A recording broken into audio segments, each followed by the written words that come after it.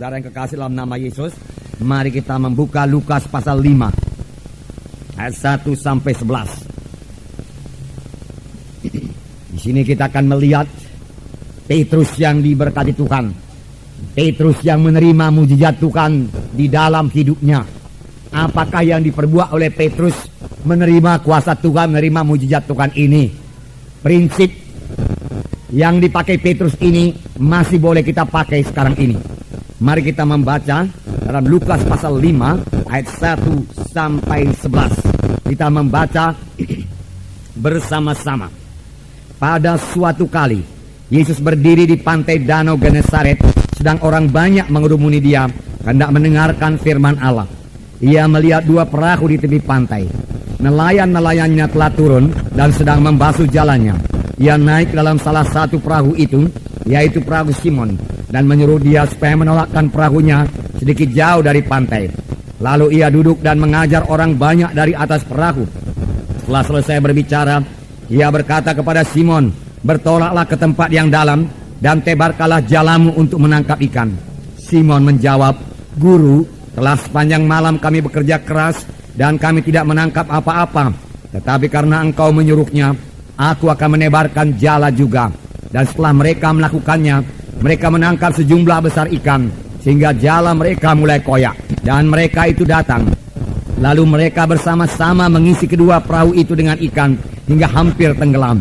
Ketika Simon Petrus melihat hal itu, ia pun tersungkur di depan Yesus dan berkata, "Tuhan, pergilah daripadaku, karena aku ini seorang berdosa."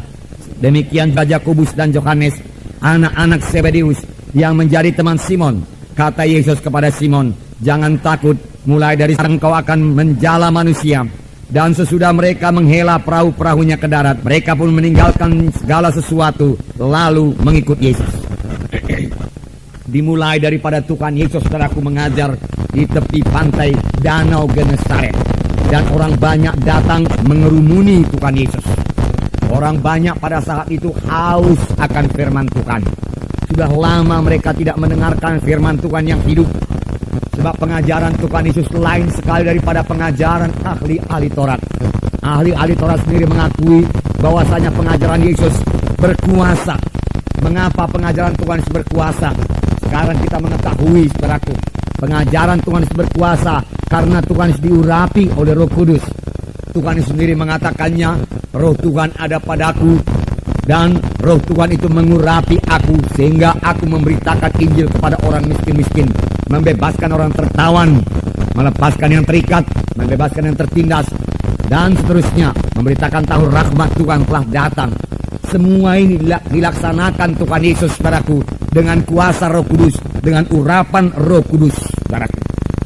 Nah, kalau Tuhan Yesus melayani dengan urapan Roh Kudus, apalagi kita. Pada waktu Tuhan Yesus di bumi ini, dia melayani sebagai anak manusia. Dia tidak melayani sebagai Allah. Kalau dia melayani sebagai Allah, nggak perlu diurapi, sudah cukup kuasa. Tetapi karena dia melayani sebagai anak manusia, dia perlu diurapi.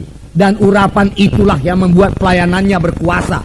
Urapan Roh Kudus membuat pelayanan yang berkuasa. Demikian juga sekarang, saudaraku.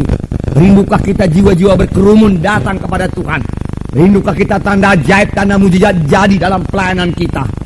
Saudaraku, untuk itu kita harus diurapi oleh Roh Kudus.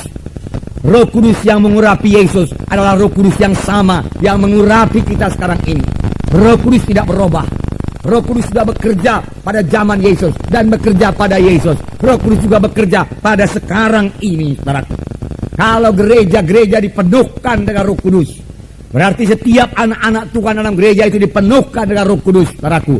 Maka kita akan mengalami lagi kuasa dan mujizat Tuhan di dalam gereja kita ini. Bertambah-tambah kuasa, bertambah-tambah mujizat.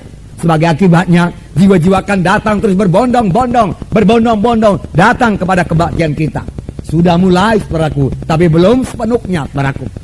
Dalam pelayanan Tuhan Yesus, saudaraku, 5.000 orang, 4.000 orang berkerumun mengelilingi Tuhan Yesus, saudaraku. Dia mengajar dalam rumah, lalu di muka pintu jendela semua penuh dengan orang, saudaraku, dengan jiwa-jiwa yang haus akan firman Tuhan, yang diurapi Tuhan. Jiwa-jiwa sekarang ini juga haus akan firman Tuhan yang hidup, firman Tuhan yang diurapi Tuhan, saudaraku.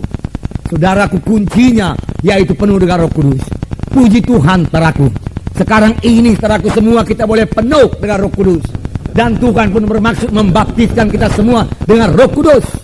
Sama seperti dia melarang murid-muridnya, janganlah kamu tinggalkan Yerusalem. Tunggulah perjanjian Bapa yang kamu dengar daripada aku. Karena Yohanes membaptis dengan air, tapi tidak lama lagi kamu akan dibaptis dengan Roh Kudus. Dan Tuhan Yesus menambahkan, kamu akan beroleh kuasa kelak apabila Roh Kudus turun ke atas kamu. Kamu menjadi saksi bagiku, Yerusalem, Yudea, Samaria, sehingga sampai ke ujung bumi. Jadi Roh Kudus itu kuasa. Bagi saudara yang sudah menerima Roh Kudus, biar saudara penuh tiap-tiap hari dengan Roh Kudus. Bagi yang belum menerima Roh Kudus, terimalah Roh Kudus dengan iman. Bagaimana menerimanya, saudaraku? Oh, pelajaran kita, firman Tuhan pada hari ini akan menerangkannya kepada saudara. Sebab Petrus menerima kuasa Tuhan, Petrus menerima berkat Tuhan, Petrus menerima ajaib Tuhan. Apakah yang diperbuat oleh Petrus? Yang diperbuat Lukas 5 ini merupakan prinsip yang bisa kita pakai sekarang ini untuk menerima segala berkat yang telah dijanjikan Tuhan kepada kita, saudaraku. Nah, saudaraku yang kasih dalam nama Yesus. Jadi, saudaraku, Tuhan Yesus mengajar ini di tepi danau Galilea, saudaraku. Dan orang banyak berhimpun kepadanya dan mulai mendesak-desak Tuhan Yesus. Tuhan Yesus berdiri di tepi pantai supaya jangan, saudaraku, Tuhan Yesus terdesak sampai ke air, saudaraku. Tuhan Yesus melihat ada perahu Petrus di tepi pantai. Dan dia meminjam perahu Petrus. Petrus, bisa aku pinjam perahumu? Simon, bisa aku pinjam perahumu? Wah, Simon berkata, silakan Tuhan. Ya, silakan. Lalu saudaraku, Tuhan Yesus mulai mengajar orang banyak dari atas perahu Petrus. Saudaraku. Selesai mengajar, saudaraku, Tuhan Yesus, saudaraku, memperhatikan Petrus. Sudah seharusnya Petrus diberkati Tuhan. Layaklah Petrus menerima berkat Tuhan, saudaraku. Mengapa, saudaraku? Petrus sudah menabur. Kalau sekarang ini kita katakan, semua yang menabur, saudaraku, pasti menuai. Saudaraku, Petrus telah memberikan perahunya, dipakai untuk mengabarkan Injil. Layaklah, sudah seharusnya lah Petrus diberkati Tuhan. Saudara kekasih, dalam nama Yesus, Tuhan mau memberkati Petrus. Tuhan mau mencurahkan berkatnya pada Petrus. Tetapi, saudaraku, Tuhan mempunyai jalan Tuhan sendiri. Bagaimana dia mencurahkan berkat itu? Ada jalan Tuhan, saudaraku. Tidak otomatis, saudaraku, berkat itu turun, saudaraku. Saudaraku, jalan apakah itu? Bagaimanakah menerima berkat Tuhan itu?